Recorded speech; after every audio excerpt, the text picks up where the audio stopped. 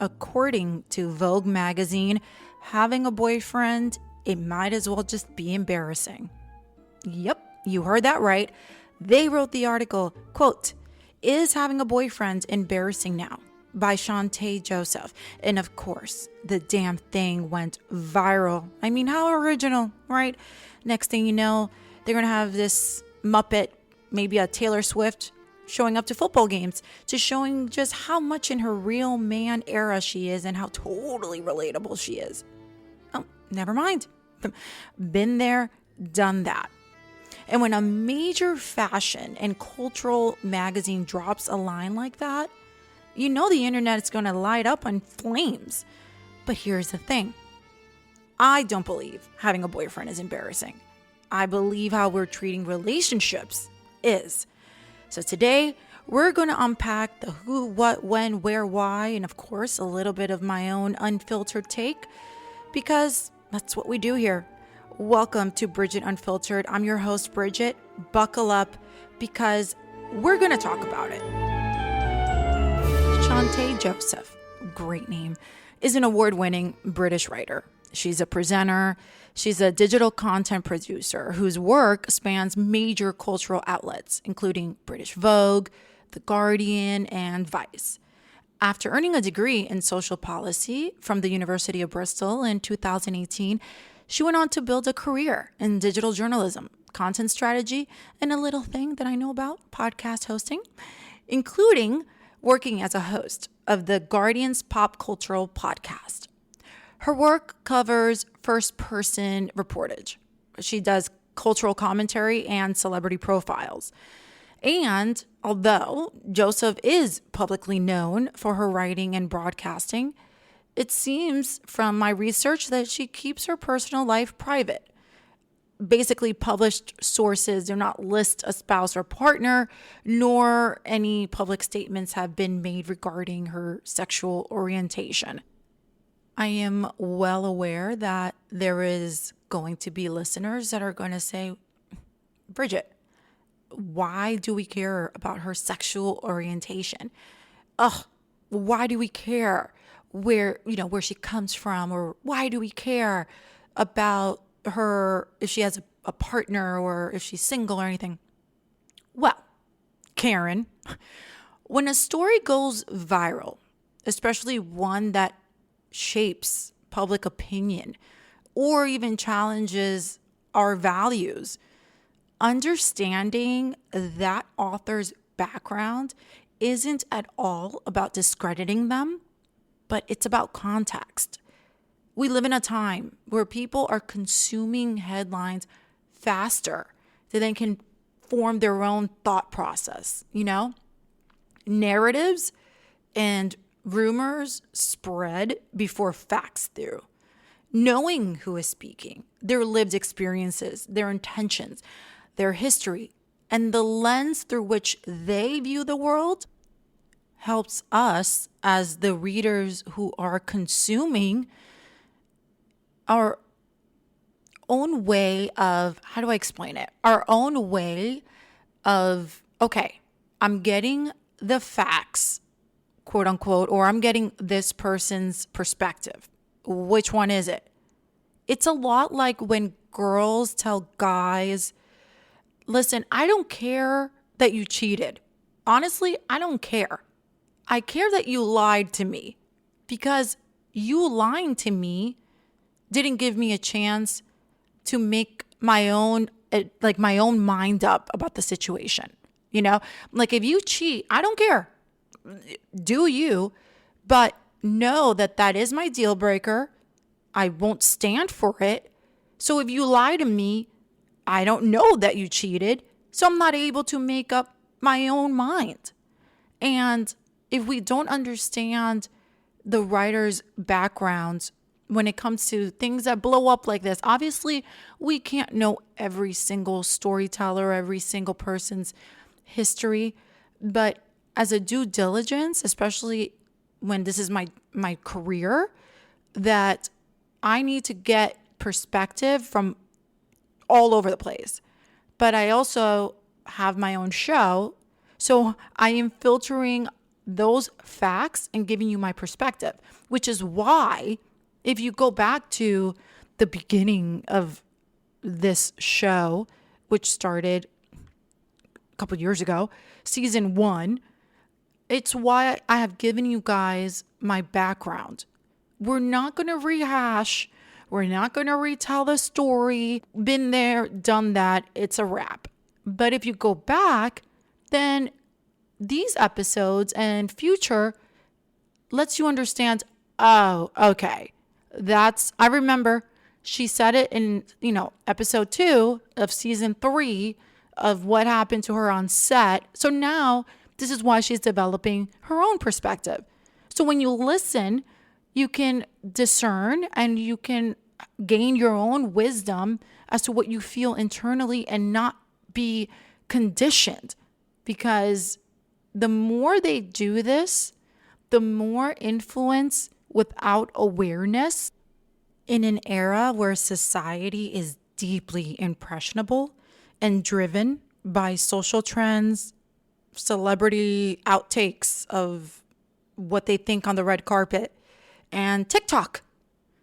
That if we don't understand such storytellers' background, then we're going to have influence without awareness. And that could be considered conditioning. After reading the article, which I wouldn't have, mind you, if it wasn't for the show, I wouldn't have read the article. Things like that just don't interest me at all. I'm in such a phase of, if I'm going to read something, I want to listen to something that nourishes me so that when I come and entertain you, I can give you a more robust and fuller opinion versus a very narrow-minded, either Bible Belt, Mississippi, or extreme Democrat, liberal New York. You can't be such polar opposites. There's only one way to be, and that's kind, that's gentle, that's, in my case, feminine. And I love men. I do. I love men in terms of, even though with my history, I love men because they are our providers. They are the backbone of a society that functions well. So an article that says, nope, men are essentially embarrassing to have, I wouldn't have read it, but here we are.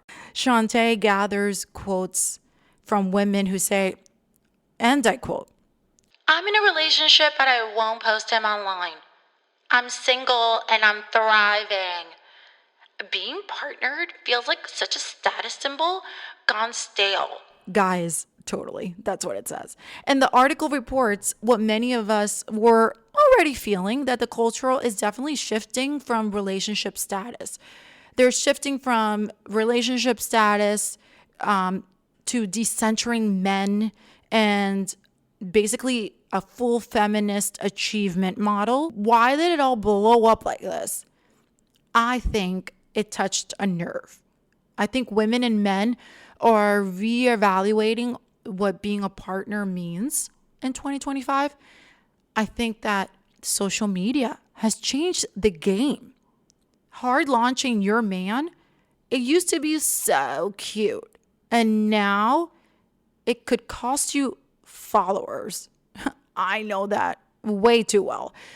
And it kind of flips the script.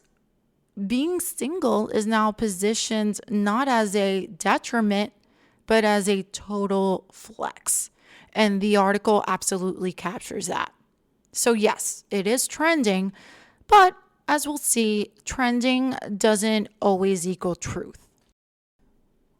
This Vogue piece says, quote, "Being partnered doesn't affirm your womanhood anymore. It is no longer considered an achievement."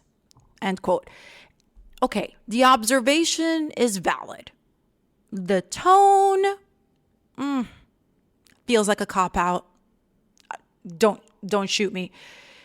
It's easier to label boyfriends as embarrassing than it is to ask, well, why are we still using relationships to define us, right?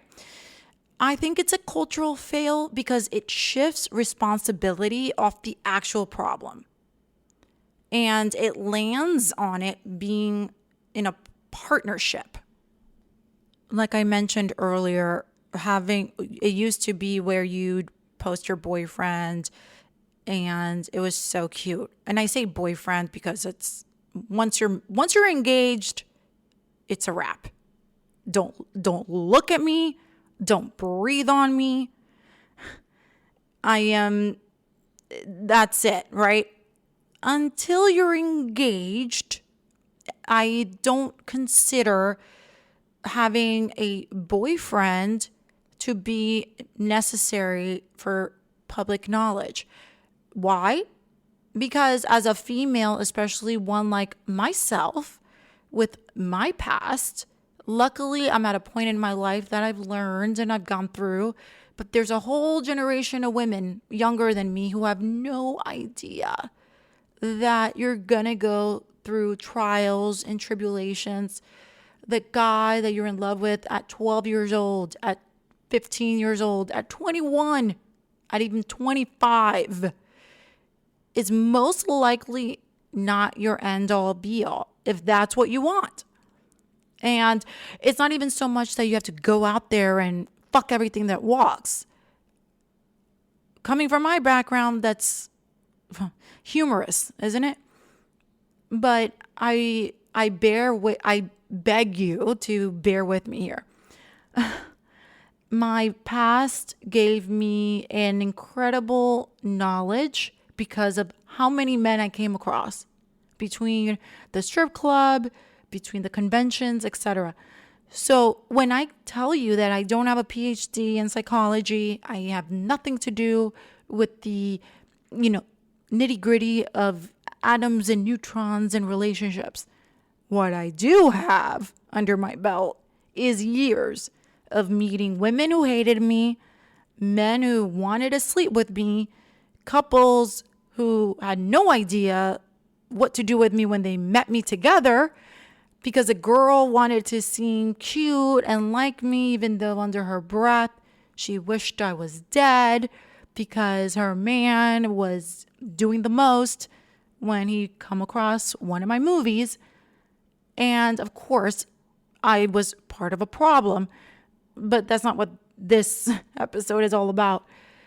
By my entire existence of adulthood has been surrounded by the male gaze. And when you get that so often, at what point does it stop? At what point do you stop asking for it? Well, I never asked for it. My work just gave it to me automatically. So when I would go on dates, no one wanted to date, quote unquote, the real me. Everyone wanted to date the experience. So I went on many dates, but that doesn't mean I fucked everyone, which is why we only went on first dates. And it pissed them off because they thought that, oh, I'm on a date with Bridgette B. It's a sure thing. No, sir, it was not, because I had to go to work the next day and I don't know what you have disease-wise. There's no way I would sleep with you. And we discussed this in episode 2 or 3 ago, that for as much as people thought that a porn star is so damn dirty, it's quite the opposite when you're in the top 1% echelon of the industry. So that phase of my life over, I went abstinent, and then I got into a emotionally fulfilling relationship that taught me so much. And one of them being that the way I used to think doesn't work because that no longer serves me. So me posting a relationship 100% makes the male gaze dwindle. Hence, why so many females that are in social media, doing content creating, not even at all showing tits and ass. For some reason, the average male population goes, fuck it, I'm not following her anymore. She's got a dude. Well, no, Billy Bob. Just because you're following and showing support, are you following and showing support because you thought you were going to sleep with us? How does that work? So the conditioning that us as females, because of social media, something that we didn't experience at all back in the day, because if back in the day without social media, I went to, let's say, the most public of places, let's say a basketball game. I've never been courtside of a basketball game. That's never the kind of girl that I was. But let's just say, for shits and giggles, the equivalent of social media would be going front and sitting on the front row of a basketball game, right? Well, if I was so popular and so famous, you would see me. And right away, you would look as to who I was sitting next to. And if you saw that I was sitting next to a guy, you would assume it's my man. If you saw me sitting next to a girl, you assume I was sleeping with one of the players. But what y'all don't know is that the game works like this.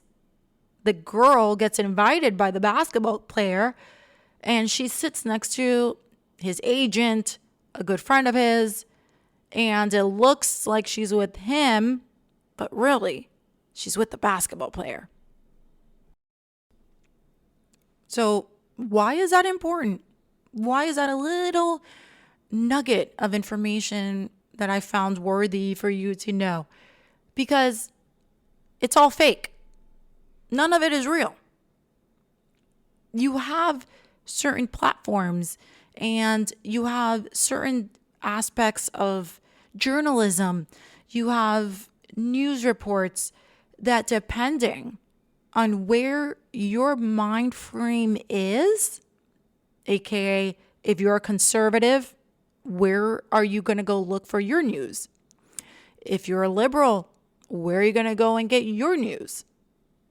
And I'm sorry for anyone who's like in the middle, which it really should be all of us. None of us should be left or right, but that's another episode. Your perspective, again, going back to why it's important to know where these writers are coming from, shapes everything that you take in, everything that you read, and everything that you listen to. So going back to being at the front row of a basketball game, if you're coming from a position of life where you pretty much don't consider every girl to be a hoe, you will see a pretty girl in the front row and be like, oh, isn't that nice? Maybe it's her birthday present from her agent. But society has been conditioned so much for pretty girls to be considered all hoes, and that if there's a pretty girl in the front row, boom, she's a hoe.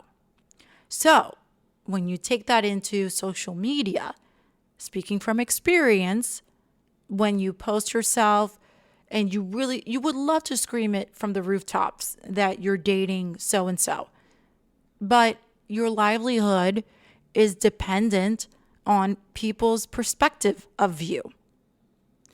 What do? Well, you go one of two ways.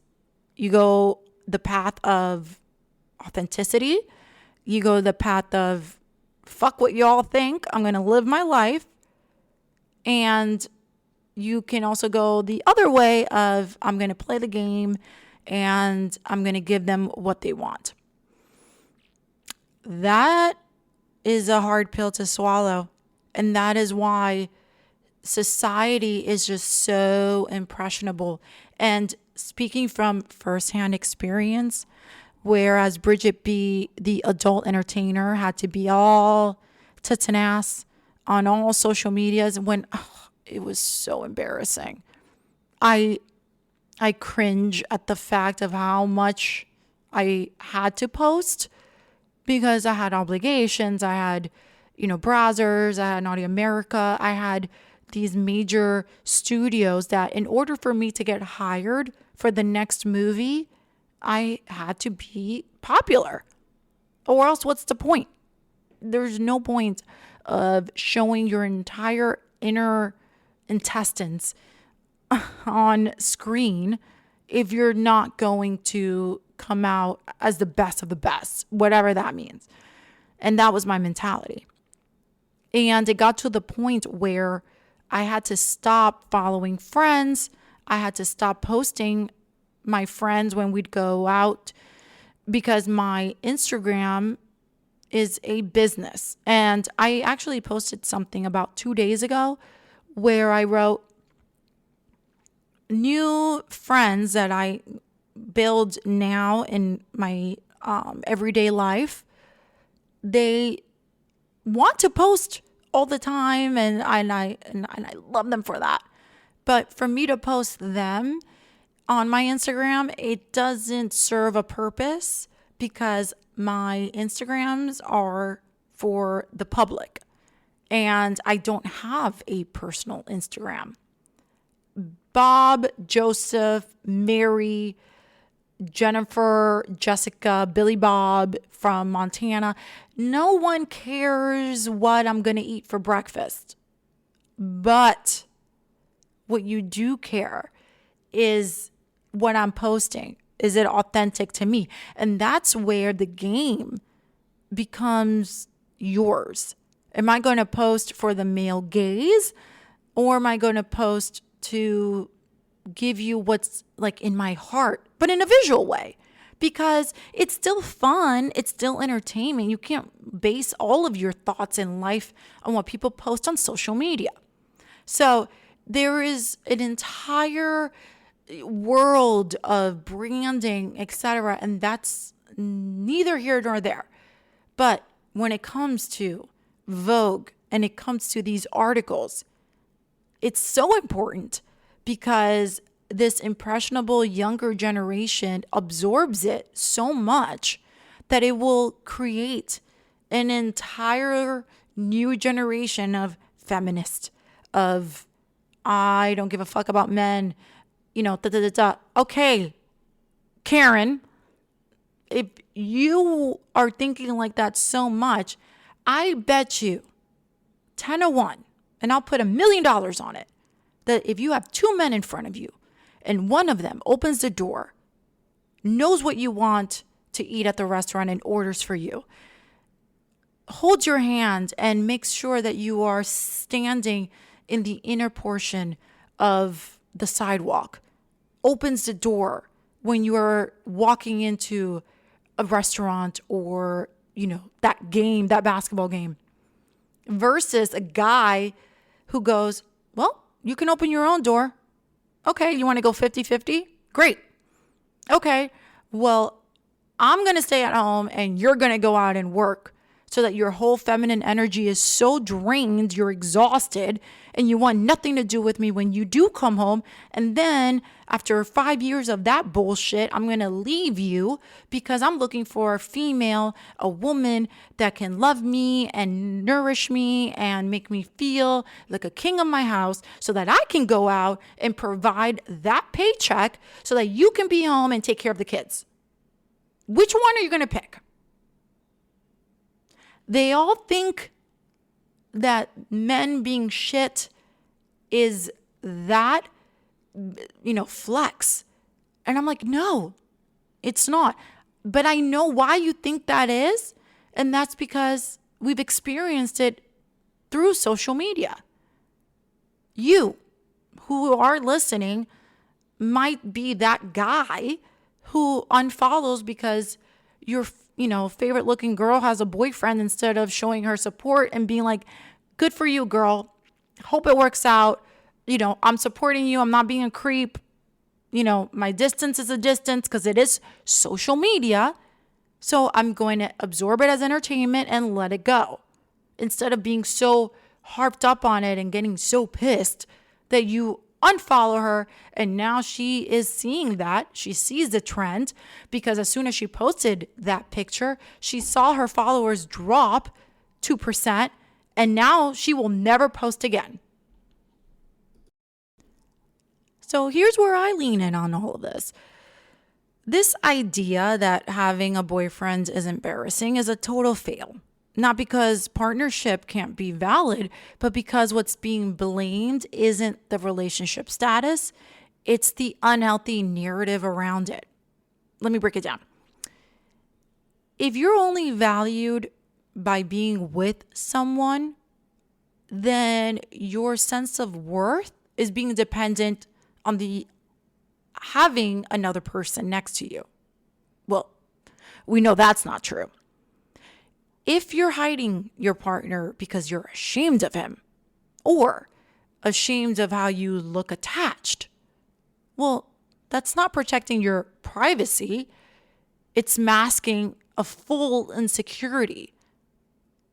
And if society treats our relationships as a performance, aka hard launches, couple content, these highlight reels of it, then we're losing authenticity just from the jump, because a female can't be her true self because she'll lose her followers. And again, this isn't about all content creators. Again, this is just speaking from experience. So the authenticity that is craved for by quote unquote the public isn't really that. And once you can differentiate that as a content creator and as a female that is on social media, you can very much navigate. And I've done that. I mastered it. And it still all came from a place of wanting to be myself. If I wanted to, and I did a couple of years ago, even up to a couple of years ago, show so much tits and ass in order to get more viewership on Pornhub, I knew what I had to do. So I was being authentic to what my goal was at the moment. But much to the grace of life, much to the grace of God, you hit a moment and there's a hard stop. You gather yourself, you do the internal work, you do your shadow work, you go into isolation like I have, you get into a relationship that made you think so much that when you lost the relationship, you're like, oh shit, I get it now. And you are grateful for the journey, but that journey was never going to work because the mentality was still on, well, I can't be authentic because I'm still working. And once I stopped that frame of mind, once I stopped performing, which took a couple of hard years, it took at least these past 2 years, where I could be just myself. That is where all of this is fun now. I'm having a great time. And I'm not saying that I'm fully into my spiritual side. I'm still a baby at it. I am at a point where I'm almost there.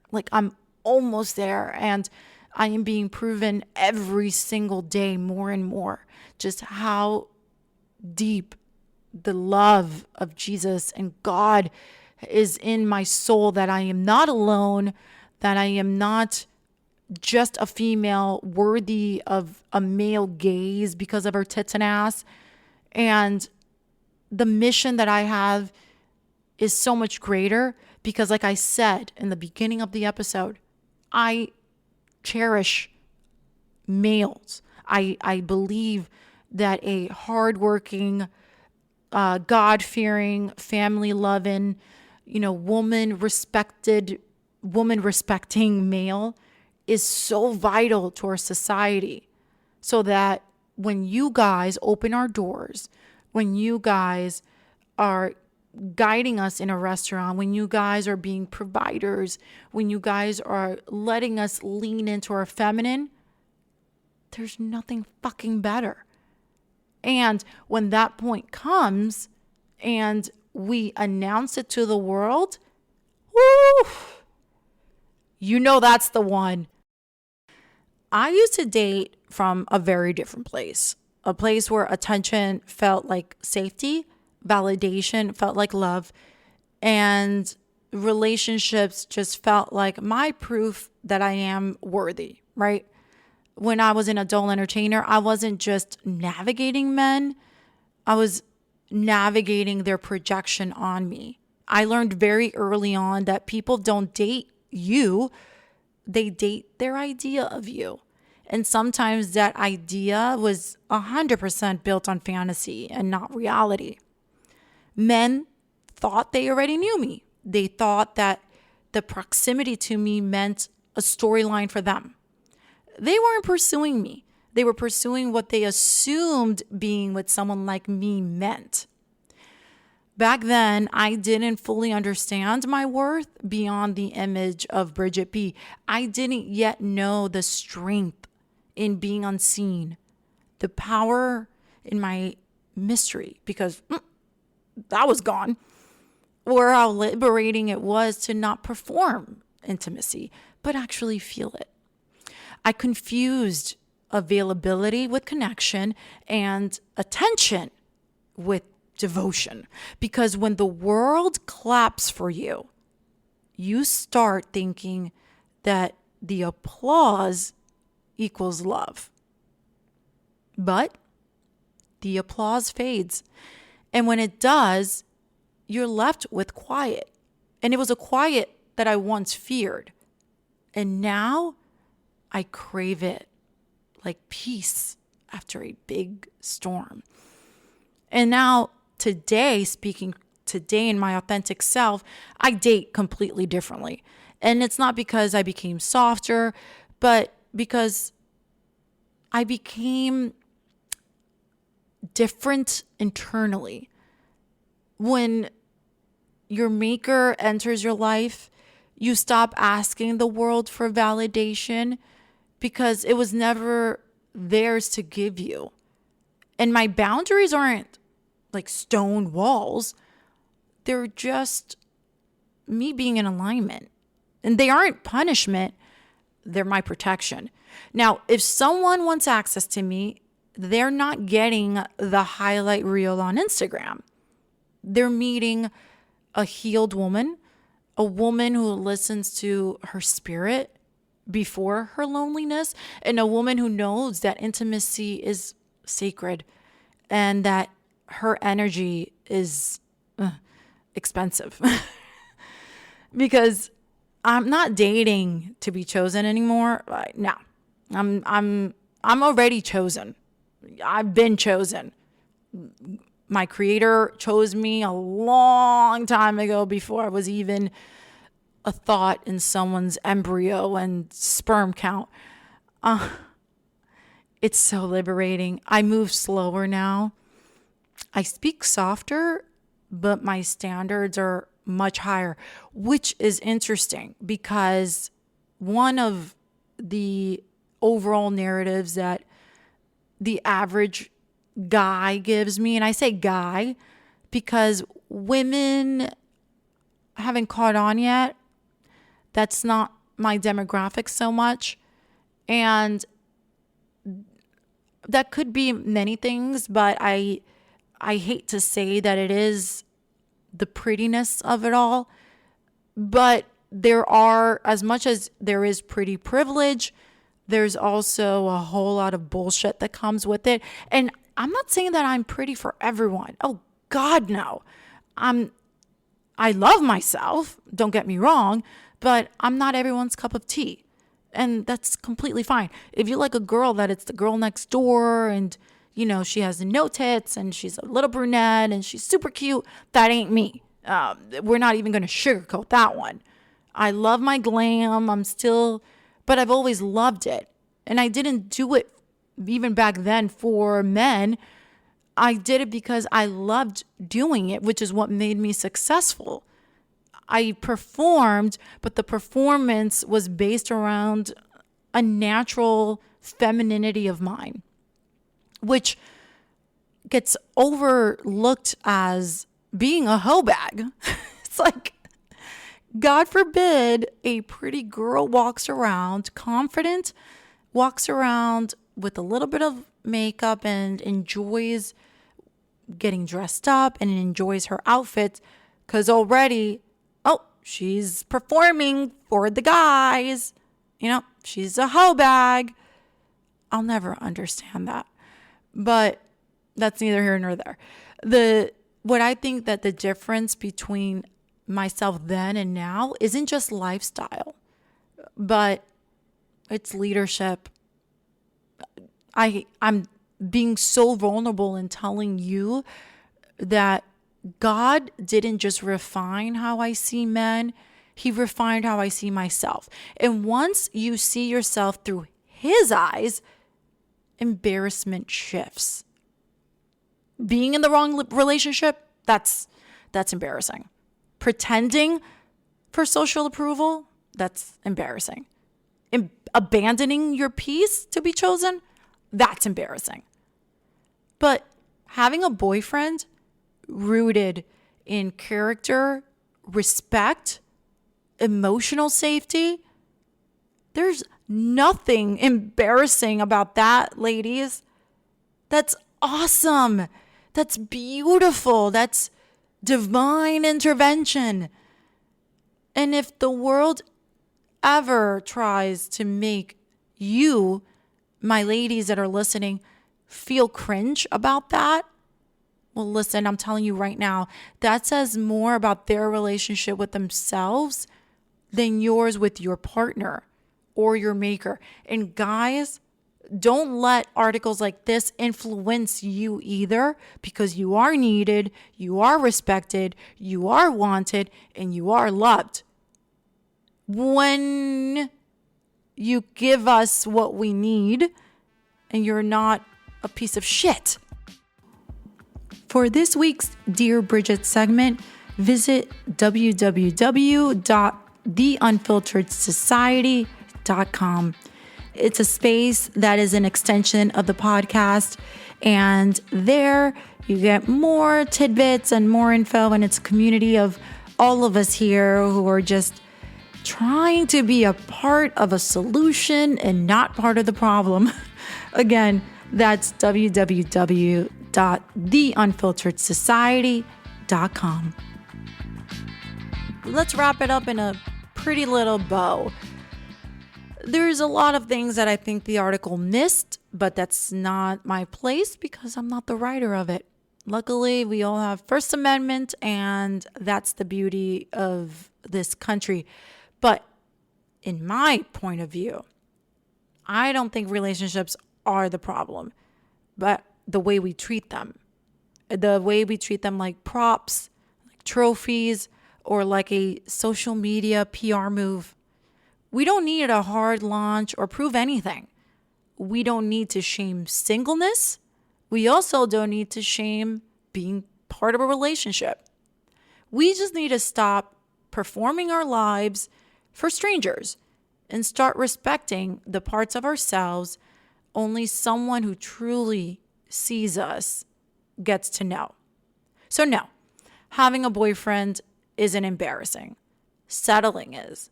Hiding someone you care about because you think love makes you look weak, that's embarrassing. Pretending that a connection is cringe because being vulnerable scares you, that's not being empowered. That's your ego. There's nothing embarrassing about love.